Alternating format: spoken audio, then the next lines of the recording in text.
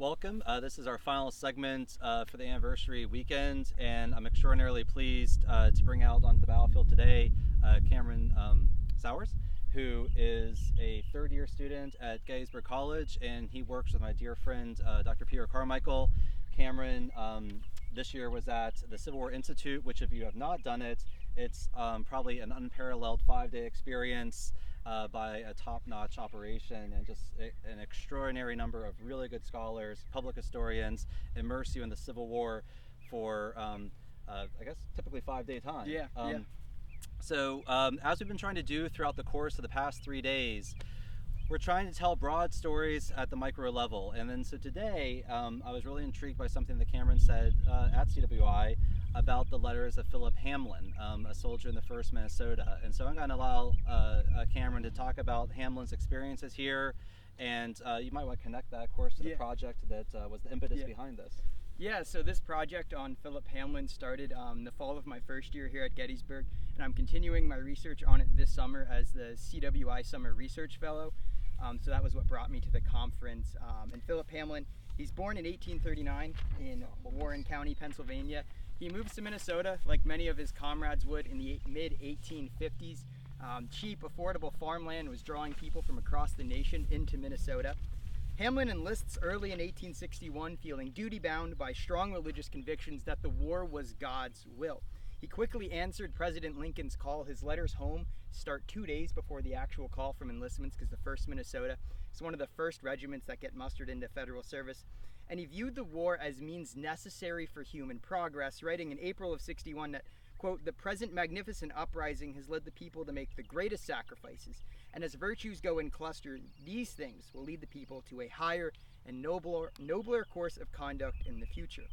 We might want to pause there, right? Yeah. I mean, this is some stirring rhetoric, and it's very nationalistic, and so here's a man who's relatively young but feels like he's part of this broader project, and it's one that is guided by God's hand. Yeah, at age 20, his writing really defies his age and lack of formal education. He's writing in what Dr. Stephen Barry has talked about recently as being the high tongue of Civil War soldiers that we think of in what we think of the language is. That's really how Hamlin writes throughout the war. It's very biblical.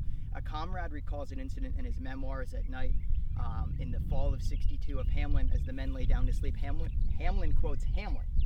I forget the excerpt, but he quotes a couple of lines from Shakespeare's play. And I think just kind of speaks to really the language and rhetoric that's throughout his letters. And I think this is one of the things the scholars have been doing so well. And again, Cameron mentioned Dr. Barry in particular and his project at UGA, exposing us to different types of voices and men who have different levels of education, and they're conveying, in some instances, a lot of these classical allusions in their letters home, and in other cases we're talking about yeoman farmers who have not been exposed to things like Shakespeare. So there's profound differences in their representations of the war and their understanding of these experiences. So we, as historians and students of the conflict, have to be very careful when reading these letters and kind of understand the world through which they're filtering them.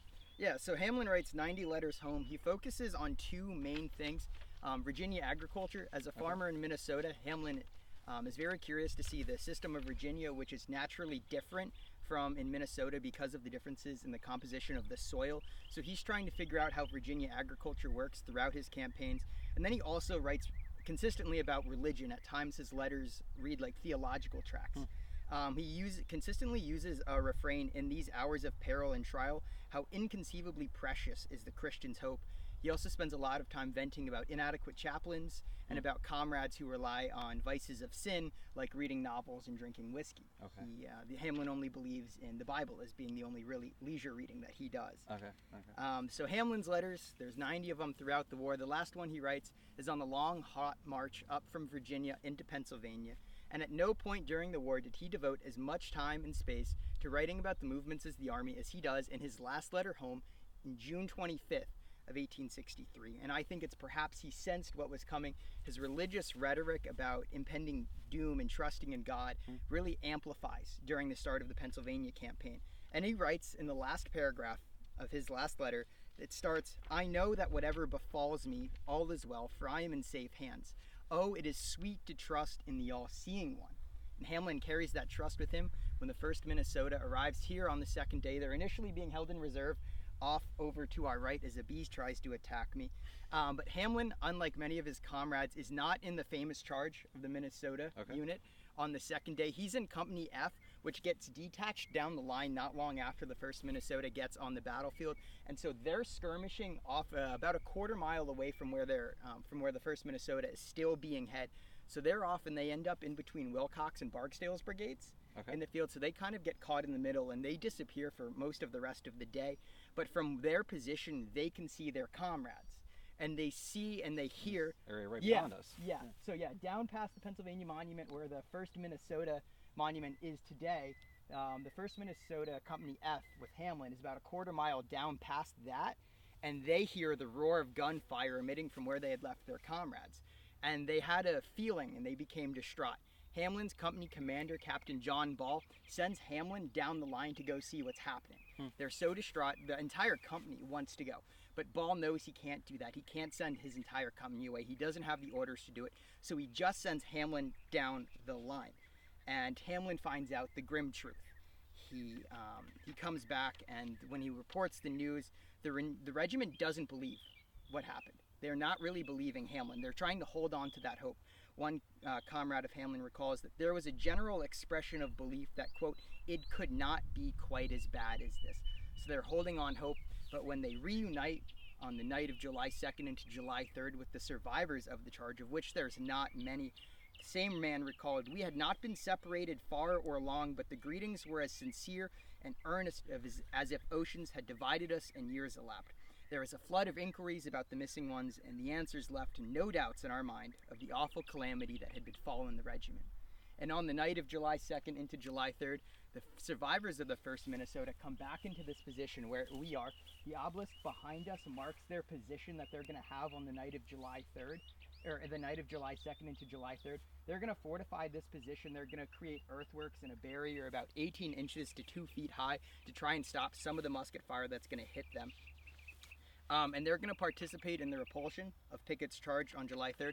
Their men, they're going to sweep across this field over to our left, and they're going to end up hitting Kemper's brigade back there. And it's in that charge that the 1st Minnesota makes here on the 3rd day into Confederate lines that Philip Hamlin was killed.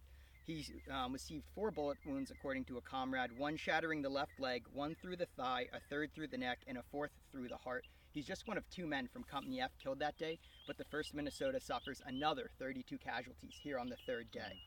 And Hamlin's death is a heroic sacrifice of life on behalf of his country in the name of his most deeply held religious principles. He believed firmly in the Union cause and that the country would one day become whole.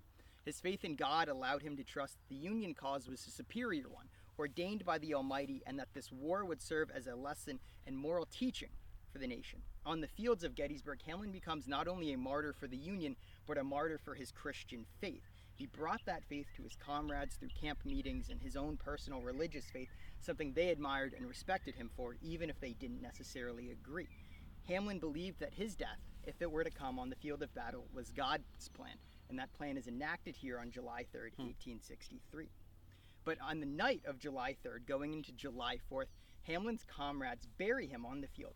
They seek out his remains and they bury him near Peter Frey's house, over a couple hundred yards away from us. Hamlin's comrades write, we decided to bury him that night. Search was made for a spade, and after some time, a shovel was found. With this, a shallow trench was dug beside a walnut tree, near which he had been killed, struck by 4 bullets. His blanket and tent cloth spread in it, he was laid and covered with the remaining portions. Then those present knelt in silence about him with uncovered, bowed heads. I do not now recall that a word was spoken, but as a sincere and reverential service, fitting the time and situation. The same comrade, James Wright, who would write a memoir that contains many anecdotes about Hamlin, would then fulfill his Victorian obligation and write Hamlin's father, informing him of the death of his oldest son.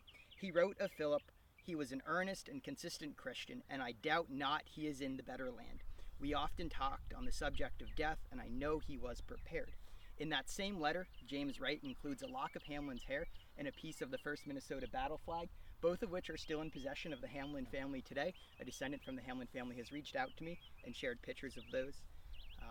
Phillips. And I think, if I may, I mean, what's so striking about that phraseology is it kind of echoes with what we were talking about yesterday. Again, we mentioned that John Futch himself was illiterate, but he had people writing letters for him who may have been transitionally literate or may have been speaking in high tongue depending upon the specific letter, and the idea of a soldier's death having to have some sort of higher meaning, and more importantly, they themselves are, as they put it often, in a far better place. Yeah, and that's one of the things we see. The mourning language in the high tongue continues from Hamlin's younger brother, who's stationed out in the Western Theater with the 7th Minnesota Infantry, and his brother finds out from letters home that Philip has been killed. And he writes about what the death means for the country and that he's willing to do the same thing for his country. And Jacob Hamlin is killed in 1864 at the Battle of Nashville of a cannonball wound. So the Hamlin family gives their 2 oldest sons for the Union cause, but the reactions of the death of both of their sons brings the same religious language and the understanding of meaning it was for God and for country. So the Hamlin letters have been the main thing. Jacob, following the death of Philip, he takes on the role that Philip had as the patriarchal older sibling giving advice. There's 6 Hamlin children, I believe off the top of my head, ages 17 to 5 that are still at home. So Jacob is writing home after Philip's death, trying to help give meaning and understanding to younger children about what his death meant. And I think that's a part of when we study Reconstruction and reunion, that the next generation that comes that maybe doesn't fight in the Civil War might be losing older siblings. Hamlin's youngest brother is 5 years old. He's not old enough to experience the war really firsthand, but he'll know that his 2 older brothers were killed during the war. And so Hamlin survives in comrades and letters and monuments here. The first monument placed on the Gettysburg National Park is in the Soldiers National Cemetery. It's the Minnesota urn, which sits next to Hamilton's grave, and it reminds us that all time is the millennium of their glory. And that's kind of where the Hamlin story ends as of right now.